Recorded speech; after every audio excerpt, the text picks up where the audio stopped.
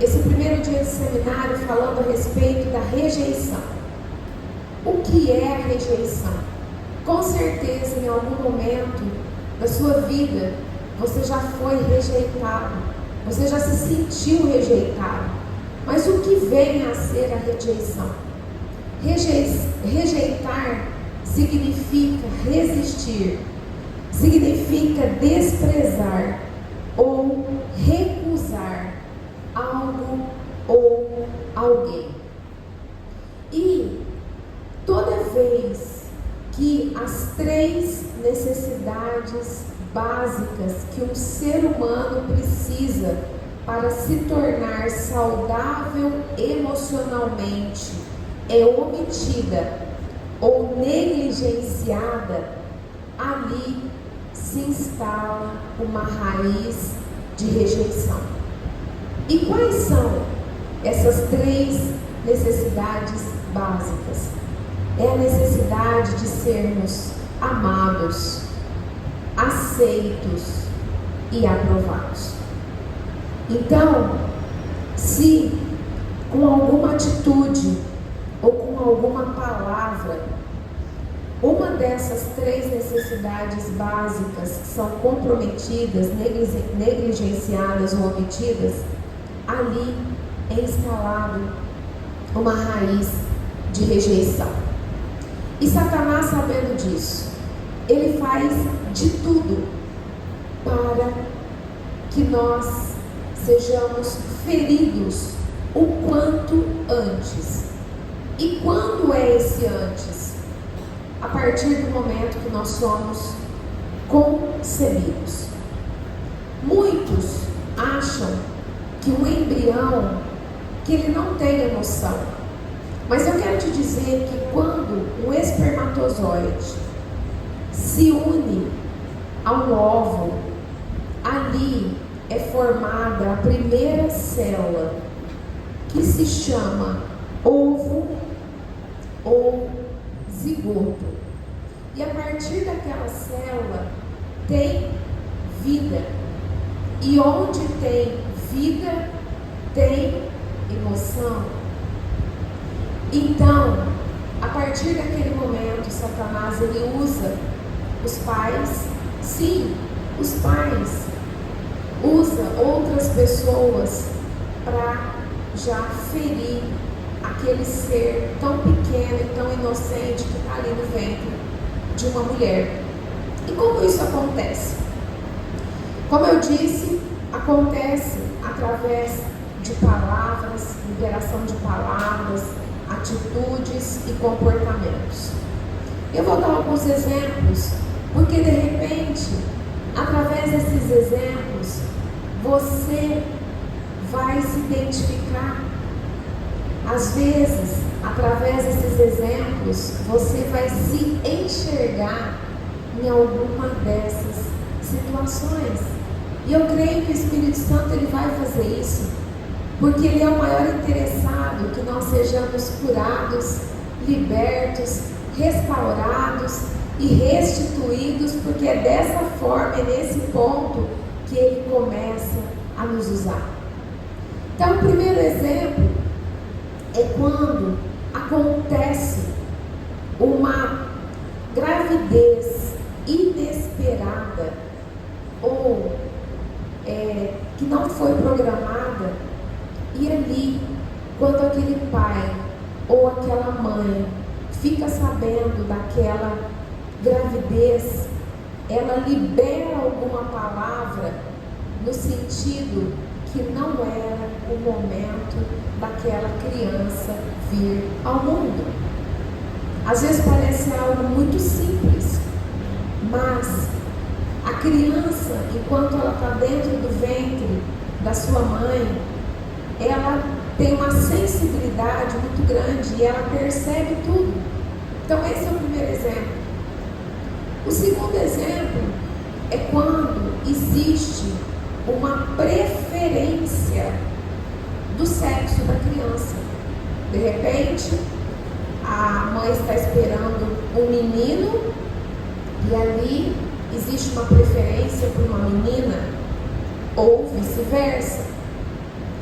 O terceiro exemplo é quando existe um pensamento ou uma tentativa frustrada de um aborto. O quarto exemplo é quando essa criança já nasce e de repente já tem outros irmãos e os pais têm uma preferência ou avós por um ou pelo outro. E quinto, quando a criança ela se torna um estorvo, ela se torna uma pedra de tropeço para aquele casal. Sabe aquele casal que programou que não ia ter filhos? Eles desenharam a sua vida, né? E de repente o Senhor resolve mudar o desenho que eles projetaram, porque na verdade é o Senhor que escreve a nossa história. E aí então aquela criança nasce e eles começam a tratar aquela criança, né, que está chegando como algo que veio não para abençoar, não para trazer bênção, porque filhos é bênção do Senhor. A própria palavra diz que filhos são heranças do Senhor para nós, é a nossa continuidade. E aí então, nesse quinto exemplo, aquela criança ela começa, né, os pais começam a passar aquela mensagem de que ela é um estorvo. Amém? Então, tem muitos outros exemplos, mas eu quero trazer esses 5 que são os mais comuns, né? Temos outros exemplos também do abandono, né? De repente, quando a criança ela nasce num lar disfuncional, então o pai não assume a paternidade. Tem várias outras situações e tudo isso gera rejeição. Mas hoje eu vou tratar dessas 5 porque eu creio que são as principais. E essa rejeição, ela traz consequências para a nossa vida. E quanto mais cedo acontece a rejeição, mais difícil de ser tratada. Então aquela rejeição no ventre, ela é muito mais difícil de ser tratada. Por quê? Porque a criança está recebendo toda aquela informação, toda aquela mensagem, e ela é indefesa. Amém? Ela ainda não tem consciência, ela ainda não sabe se defender. Porque quando a criança tem um entendimento, você consegue contornar de uma forma mais tranquila. Quando ela tem um entendimento, você chega e fala para ela: filho ou filha, de repente vamos supor que ela recebeu uma rejeição na escola, um exemplo do professor, e aí você tomou conhecimento, você chega, você conversa com a criança, você olha nos olhos dela e você fala: você sabe que você é importante, você sabe que você é uma bênção, não acredita nisso. Agora a criança que está no ventre, você não tem essa possibilidade, ela recebe tudo aquilo que está vindo do externo. Então, ali, e tem um outro detalhe, e ela já nasce com aquela rejeição, e na maioria das vezes ela não tem aquela memória. É por isso que nós precisamos do Espírito Santo de Deus para nos revelar aonde iniciou as feridas da alma. Amém? Porque o Espírito Santo de Deus, ele sabe de todas as coisas, ele está presente desde o momento que nós fomos concebidos. Então, muitas vezes, nós estamos ministrando uma vida de um homem ou de uma mulher, e as atitudes daquela pessoa nos diz que foi uma pessoa muito ferida, mas ela não se lembra. E na primeira infância também tem um contexto muito delicado de rejeição. E às vezes ela também não lembra, porque o nosso organismo é perfeito, a nossa mente, o Senhor nos criou de forma perfeita. E muitas vezes, quando a criança ela está na primeira infância, né, ela está começando a aprender, ela está começando a se relacionar com o mundo, com as pessoas. Às vezes ela recebe também uma rejeição, e o que acontece? Ali, para que ela, às vezes o sofrimento dela, às vezes a dor é tão grande que a própria mente dela faz com que ela se esqueça daquela dor. Isso acontece também muito quando crianças são abusadas sexualmente. É uma dor muito grande. Então a mente faz com que ela se esqueça daquelas memórias como uma forma de a proteger. Uma vez eu ministrei uma pessoa que ela tinha todas as características que ela tinha sido abusada, mas ela não se lembrava e ela não aceitava que ela tinha sido abusada. Ela tinha todas as características. Então ali eu vi um sofrimento tão grande e ela não conseguia sair daquele cativeiro. E feridas na alma são prisões emocionais, nos levam para cativeiros e nos impedem de viver o melhor dessa terra, de comermos o melhor dessa terra, porque feridas na alma são portas de entradas para demônios. Amém? E eu quero trazer algumas consequências da rejeição. Vou trazer as principais, porque são muitas. Primeiro, o rejeitado, ele rejeita aquele que o rejeitou.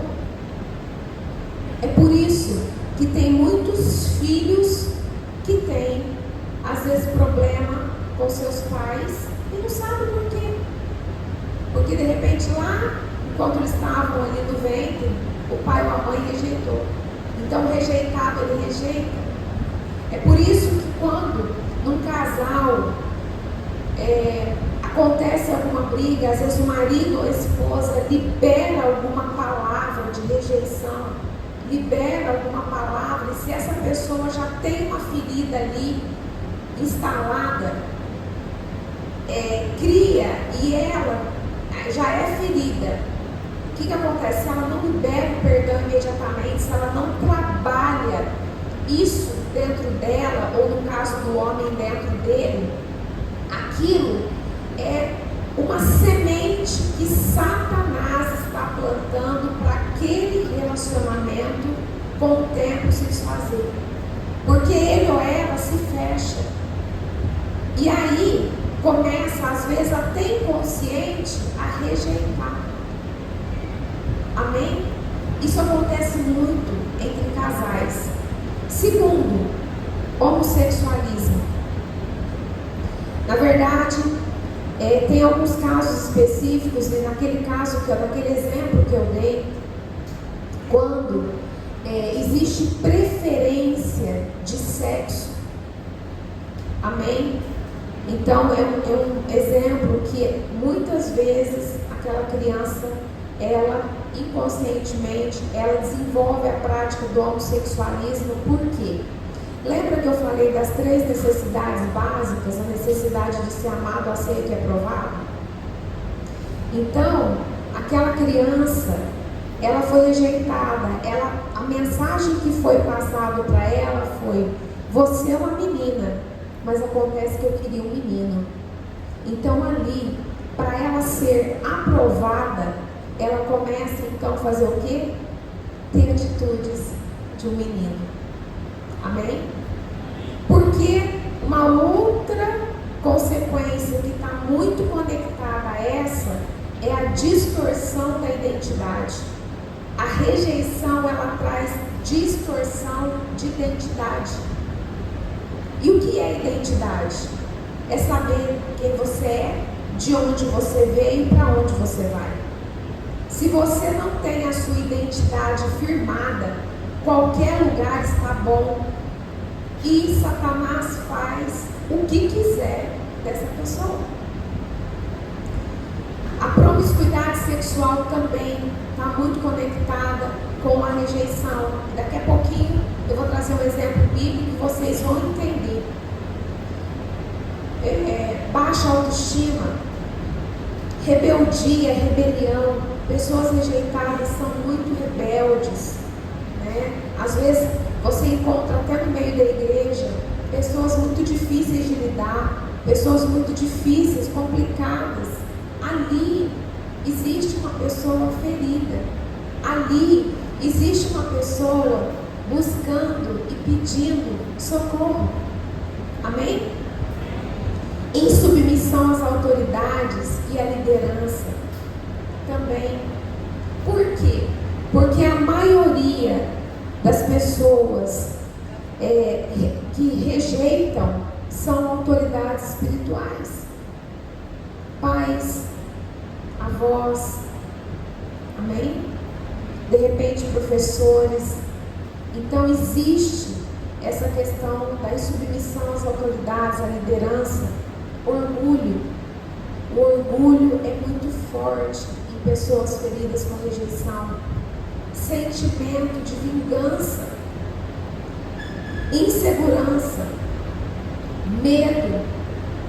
Em alguns casos, a depressão não é o único caso. Na verdade, a depressão ela tem várias vertentes, mas uma das causas da depressão são as pessoas feridas na alma com a rejeição. Amém?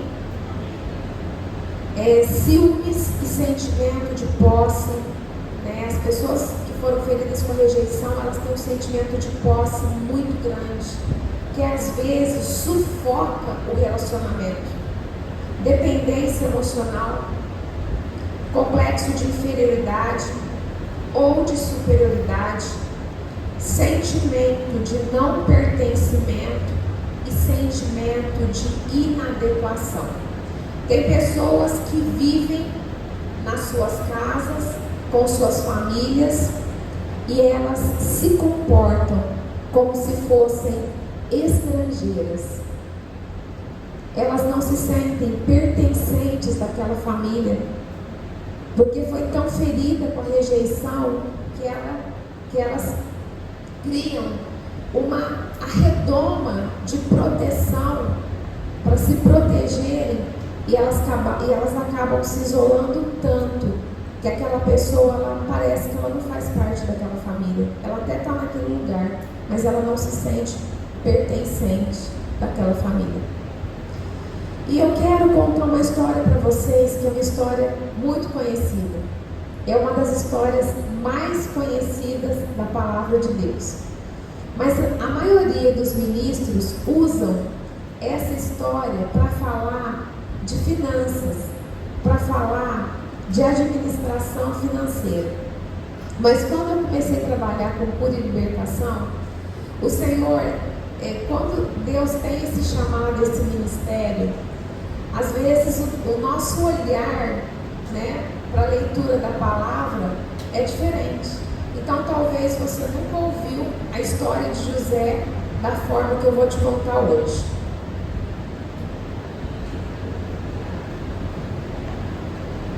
Você conhece a história de José, mas eu vou contar rapidinho para você. José era um dos filhos mais novos de Jacó, também chamado Israel. E ele era,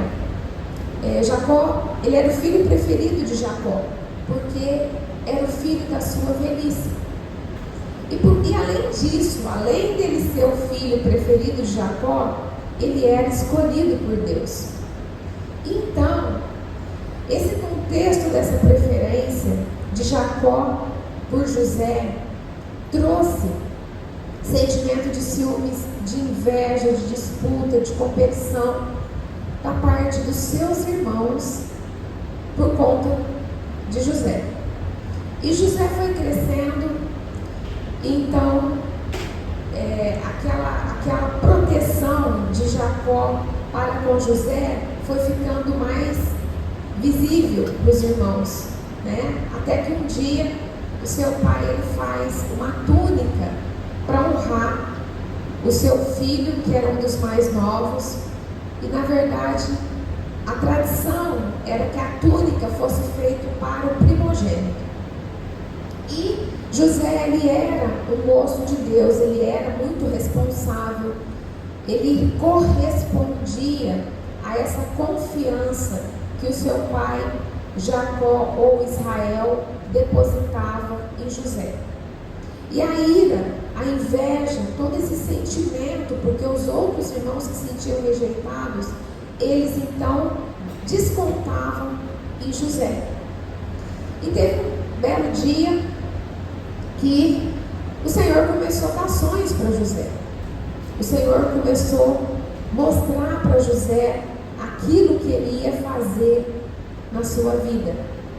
E José, ele tinha algo bom, algo puro, algo de Deus dentro dele. E ele amava os seus irmãos. E então ele começou a contar os seus sonhos.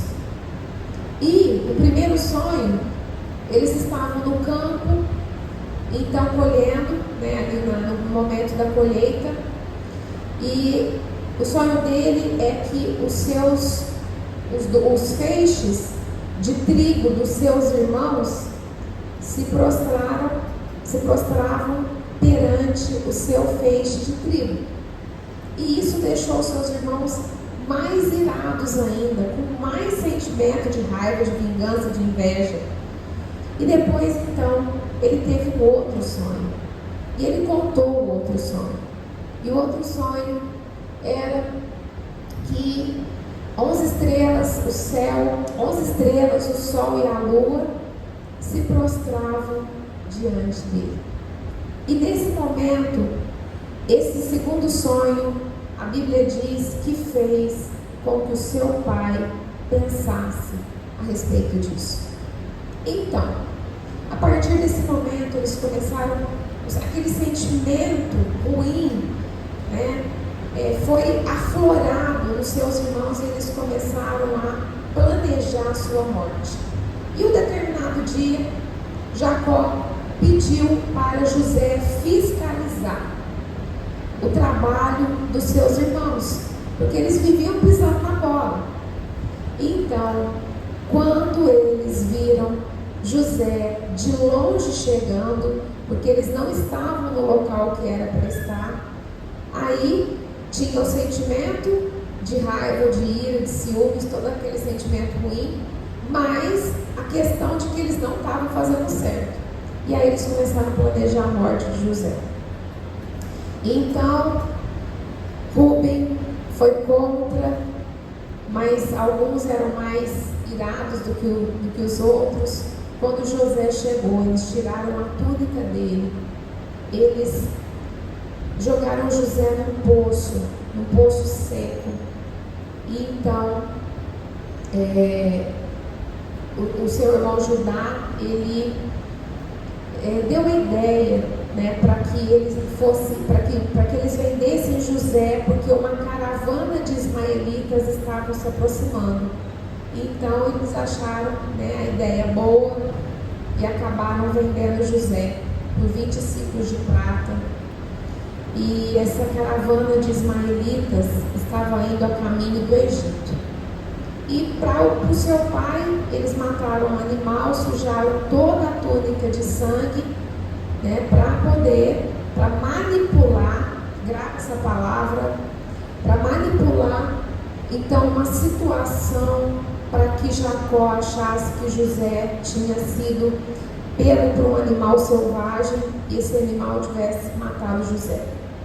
E aí José foi para o Egito. José, nessas circunstâncias, ele foi para uma terra estranha, para uma terra idólatra, e ele era um adolescente nessa época. Mas, em vários trechos da Bíblia, diz que o Senhor era com José. E o Senhor era com José mesmo, porque na verdade ele tinha sido escolhido por Deus para um grande propósito. Então, os anos se passaram E José passou por várias situações muito difíceis ali naquela terra estranha. Ele começou como escravo de Potifar, mas por conta da comunhão que ele tinha com o Senhor o fez prosperar. Então ele passou a administrador, mas então chegou um momento que eu também quero que você grava esse momento, que a esposa de Potifar começou a sediar José, e como ele tinha comunhão com Deus, ele não se deixou levar pela tentação e ele fugiu para não pecar. E aquela mulher, muito enraivecida, muito irada, o acusou de assédio, ele foi preso, e ali o Senhor usou ele na prisão, e o tempo foi se passando até que a promessa se cumpriu. Amém? Até aqui por enquanto.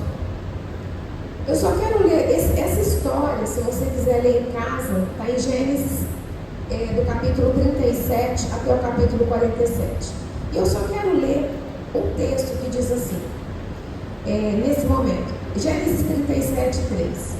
Israel amava a José mais do que a todos os seus filhos, porque era filho da sua velhice, e fez-lhe uma túnica de várias cores.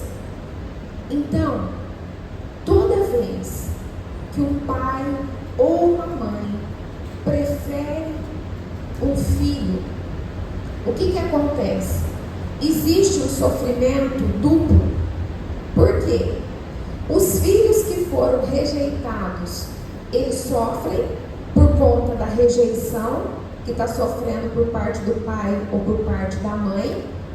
E aquele que é o protegido também sofre. Por quê?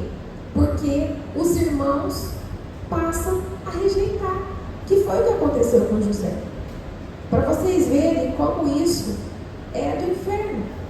E nós cansamos de ver histórias assim, de pais preferindo esse ou aquele. Amém? Então, agora, na segunda parte dessa ministração, dessa história que eu estou contando, foi quando os seus irmãos se encontraram com José. Porque nesse momento, José estava longe, chegou um momento, que ele se casou, a promessa se cumpriu, ele se tornou governador daquela terra, o Senhor o exaltou. Ali ele encontrou uma esposa, se casou, teve 2 filhos, mas grava uma coisa, existe para cada um de nós, se você busca ser curado e liberto, chega o dia da cura e da libertação. E esse dia chegou na vida de José. Agora esse texto eu vou ler, Gênesis 42, 6 a 28. Diz assim: José era o governador do Egito, e era ele que vendia trigo a todo o povo da terra.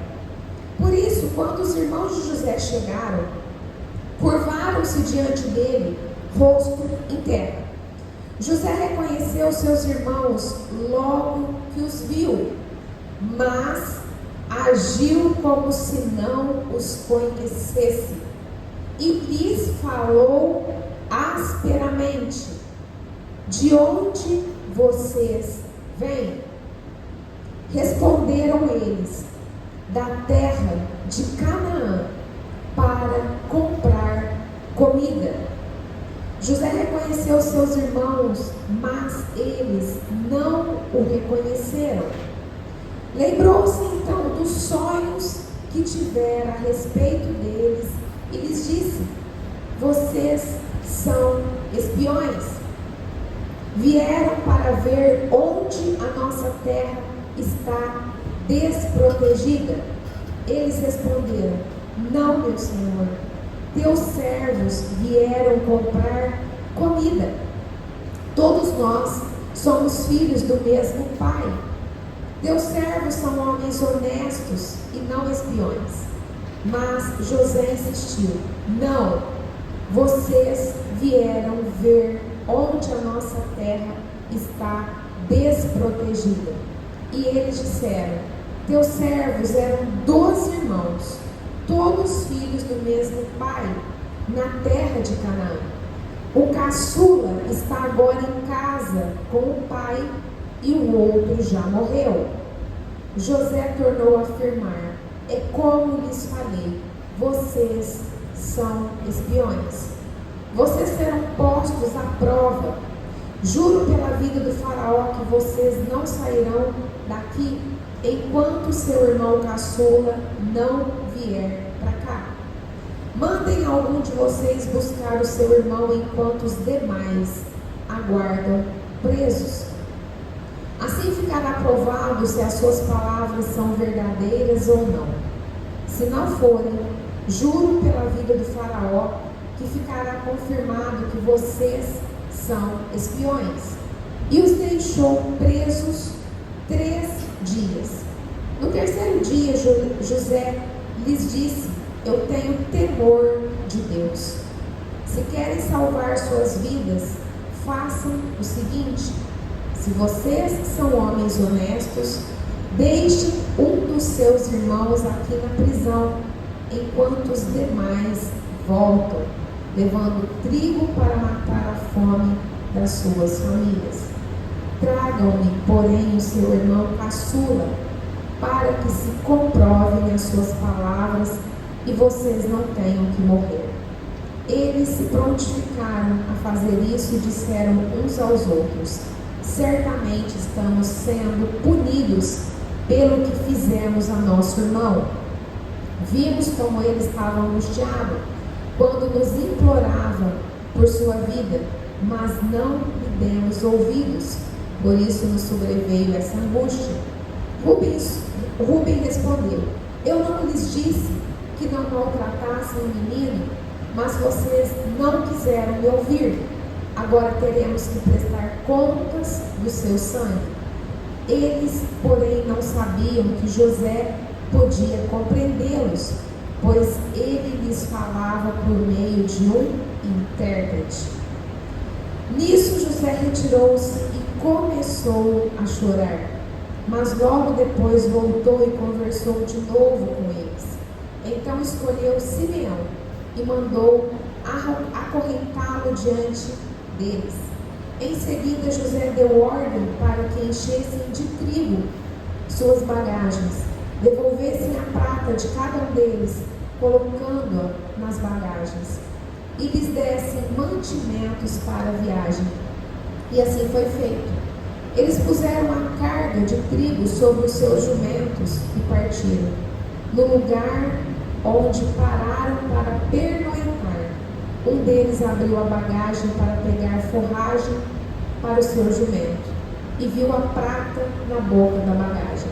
E disse a seus irmãos: devolveram a minha prata, está aqui em minha bagagem. Seus corações se encheram de pavor e, tremendo, disseram uns aos outros: que é isso que Deus fez conosco? Então aqui, no momento exato que o Senhor colocou os irmãos de José frente a frente, cara a cara com ele, ali começou o processo de cura de José. Porque enquanto ele se acostumou com aquela vida. Na verdade, Deus fez ele prosperar, ele passou a se relacionar com aquele povo, se casou, teve filhos, e a vida aparentemente estava tudo bem. E às vezes o Senhor faz assim conosco. Às vezes, aparentemente, está tudo bem, mas é o Senhor que conhece e sabe de todas as coisas. E nesse momento, José não esperava, mas José era um homem muito inteligente. Por que eu digo isso? Porque toda pessoa que trabalha com negócio, com administração, com economia, que tem esse dom, naturalmente tem um raciocínio muito rápido. Amém? Tanto que a palavra diz que ele imediatamente, ele os reconheceu. E já fazia muitos anos que aquilo tinha acontecido. Eu imagino que em torno de 20 anos já se fazia. De repente até mais. Então, naquele momento, José, as feridas que ele tinha na alma, elas começaram a quê? Aparecer, aflorar. E aí então, várias daquelas consequências que eu falei da rejeição, lembra? Ele começou a ter aquelas atitudes. Ele quis literalmente fazer da vida dos seus irmãos naquele momento um terror. Porque aquela ferida tem muita gente que fala que é só o tempo para te curar. Isso é mentira. O tempo não cura. Prova disso que se passaram mais de 20 anos. E as feridas da alma dele continuavam ali. Então, o que ele fez? Naquele primeiro momento, ele manipulou. Pessoas manipuladoras são pessoas que têm feridas na alma. Ele manipulou uma situação, tanto para fazer da vida dos irmãos um terror, ele queria aterrorizar os irmãos, mas também para conseguir o que ele queria. E o que ele queria? Ele se lembrou que ele tinha um irmão mais novo que ele, que era o único filho do mesmo pai e da mesma mãe. E quando ele foi levado para o Egito, quando eles levaram José para aquele poço, atiraram José naquele poço, Benjamim era um bebê, inocente, e ele amava o seu irmão. Então ele queria reencontrar o seu irmão. Então ele também manipulou por conta disso, porque Benjamim não foi da primeira vez. Por conta da insegurança de Jacó, de perder o filho caçula. E também ele tentou vingar, ele manipulou criando a situação, ele acusou seus irmãos de espia, deteve eles na prisão, e isso tem um contexto do quê? De vingança. Porque José ficou um tempo ali, naquele poço vazio, e eu imagino que esses foram os piores momentos da vida de José, onde ele passou medo, insegurança, ele não sabia o que ia acontecer com ele. E uma outra situação que José fez, que é também uma característica da pessoa ferida com rejeição, ele se autoafirmava. Na verdade, constantemente ele estava ali falando que ele era temente a Deus, Então, porque ele sabia que ele não estava fazendo certo, porque ele era um homem de Deus. E José escondeu a sua identidade. Ele se passou o tempo inteiro por um egípcio. Ele até estava vestido como um egípcio, mas ele não era um egípcio. Ele escondeu a sua identidade. Ele falava através de um intérprete. Amém? E aqui, eu quero só fazer um adendo. Lembra que eu falei para vocês, quando eu estava contando a história de José, a respeito da situação que ele passou com a esposa de Potifar? Lembra que eu falei nas consequências da rejeição, que a pessoa rejeitada, ela tem uma situação na área sexual? As pessoas rejeitadas, elas têm uma perseguição nessa área da perversidade sexual. E esse caso que aconteceu com José, essa obsessão que aquela mulher tinha por José, porque ela fez várias tentativas, e ela era uma mulher adúltera, ela era uma mulher perversa, e ela poderia ter o homem que ela quisesse, na posição que ela estava. Devia ser uma mulher muito bonita, tinha tudo o que queria, porque Potifar era um homem próspero, mas ela tinha uma obsessão por José. E isso era uma questão espiritual. Só que José não caiu na tentação. Por quê? Porque ele estava em comunhão com o Senhor. Mas pessoas com feridas na alma, que não estão, que não têm intimidade com Deus, que não está em comunhão com Deus, é uma presa fácil para Satanás nessa área. Amém? Então, e também José tentou fazer o papel de Deus, né? José quis ser Deus ali, ele quis controlar toda a situação. Por quê? Porque naquele momento ele tinha status, ele tinha poder, ele estava, como diz, não sei como que vocês falam aqui, mas lá em São Paulo eles falam, ele estava por cima da carne seca. Ele quis se aproveitar dessa situação. Amém? Queridos, a Bíblia não esconde nada. A Bíblia não esconde nada. E a gente tem muito que aprender com essa história de José. Mas eles voltaram então, né? Os seus irmãos voltaram para a terra de Canaã. Teve um que ficou, Simeão ficou ali como refém. Quando eles chegaram para Jacó, eles contaram tudo aquilo que tinha se passado.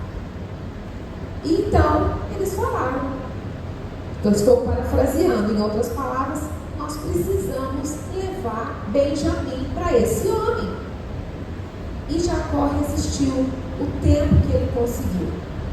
Mas era só naquele lugar e através de José que se conseguia comida.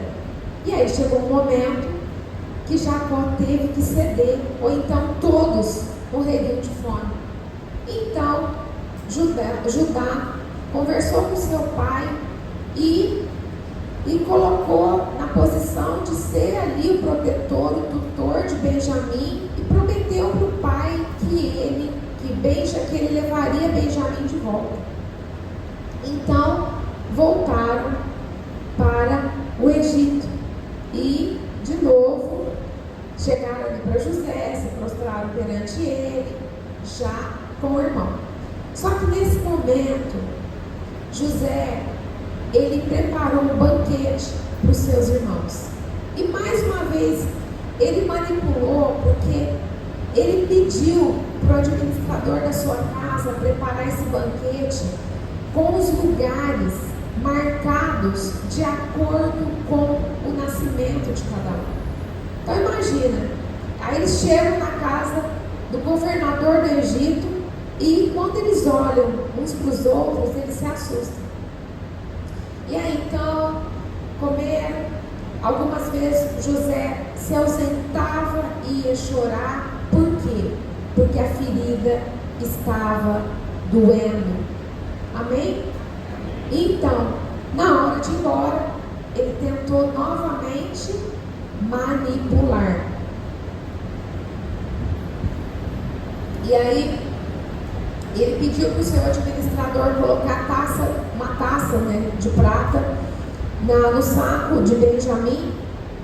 E na hora que eles saíram, ele armou tudo, manipulou toda uma situação para trazer os irmãos de volta e para ficar com o seu amado irmão. E nesse momento o Senhor, ele trabalhou na vida de José. Vamos ler?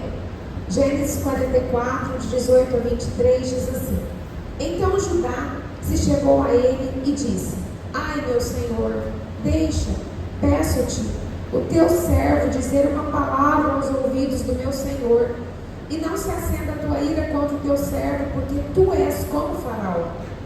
Meu senhor perguntou a seus servos, dizendo: Tendes vós pai ou irmão?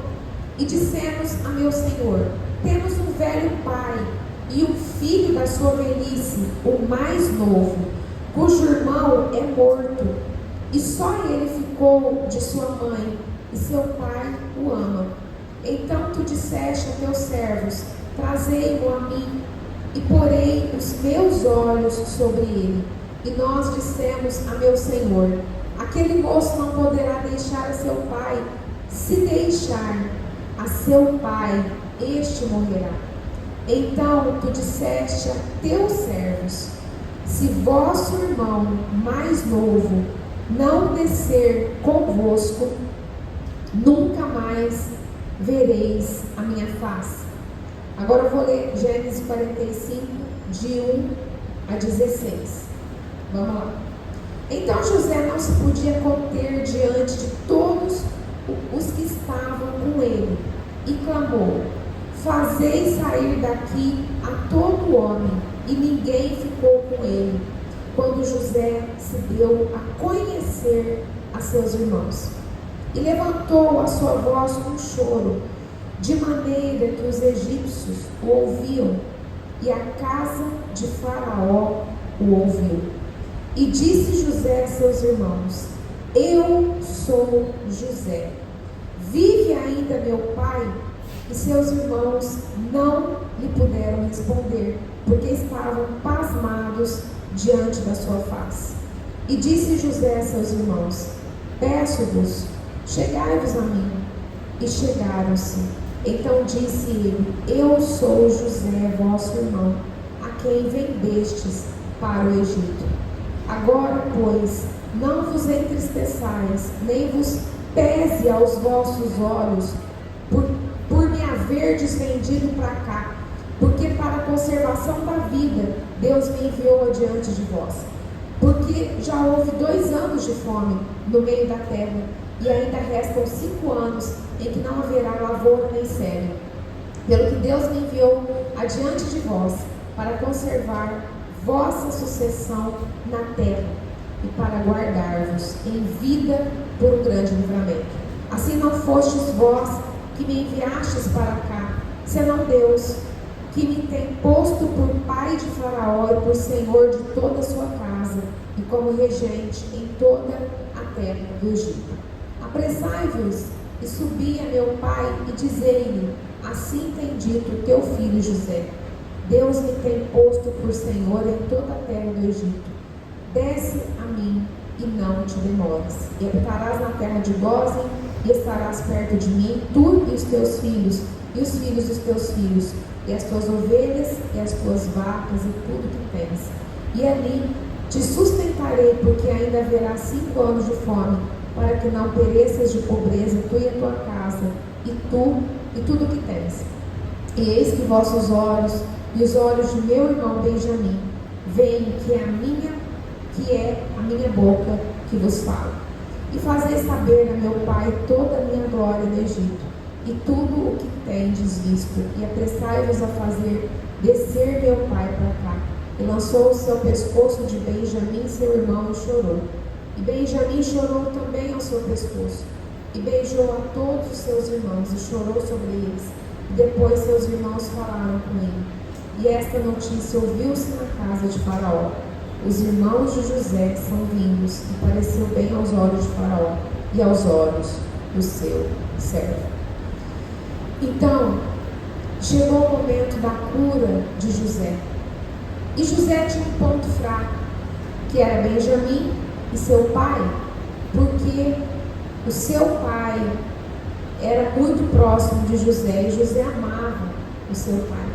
Então, naquele momento, quando Judá se humilhou perante ele, pedindo para que ele não fizesse aquilo, que senão o seu pai morreria, naquele momento, ali o Senhor trouxe a cura de José. Por quê? Porque foi naquele momento que ele liberou perdão. E sem liberar perdão, não existe cura e nem libertação. Ali, o Senhor quebrantou José. Porque por mais dolorido que tivesse sido toda aquela situação e toda a história dele, ele entendeu que Deus permitiu que tudo aquilo acontecesse por um grande propósito. Amém? E ele chorou tão alto que todo o palácio de Faraó, e Faraó ouviu, porque aquela dor que estava dentro dele, por mais de 20 anos, naquele momento, Ele colocou para fora. E conosco não é diferente. Tem dores, tem feridas que estão tão inflamadas que chegam a estar necrosadas emocionalmente. Então, você precisa fazer como José fez. Você precisa liberar o perdão, e a gente vai falar disso. Amém? Você precisa liberar o perdão, e você precisa deixar o Senhor remover aquela dor. Chora, grita, faz o que tiver que ser feito, mas não aceita ficar com essa ferida que necrosa e te traz tantas consequências e que te impede de viver o melhor dessa terra. Amém?